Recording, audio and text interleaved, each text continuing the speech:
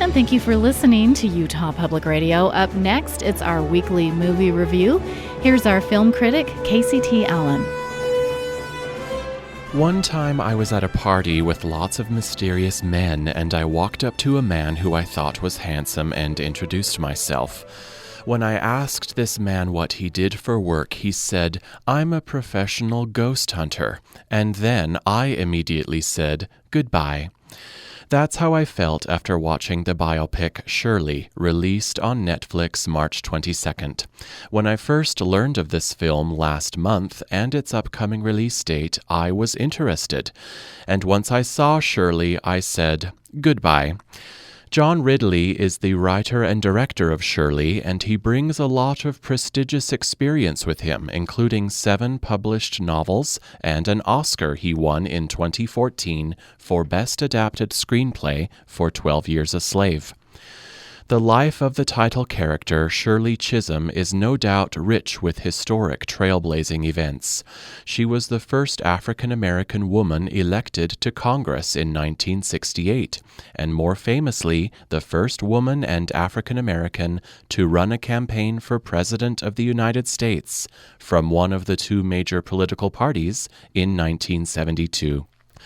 Her campaign did not last long, of course, with 1972 being the second victory of Richard Nixon as president. This new film centers around Shirley's shocking run for president, with almost everyone in her life telling her she shouldn't. Choosing to create a dramatized film about this woman's life is a great idea because it can help a larger field of people, especially young people, learn about her personal courage in the face of enormous political discrimination and gender inequality. Portraying a life of such boldness, you would think this film is also bold, audaciously inspiring, and determined. But I was hugely disappointed to learn Shirley has the boldness of a church mouse.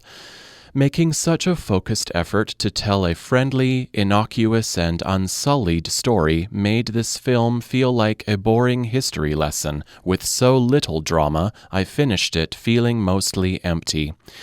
Regina King is a gifted actress, and her performance as Ms. Chisholm is studious and diligent.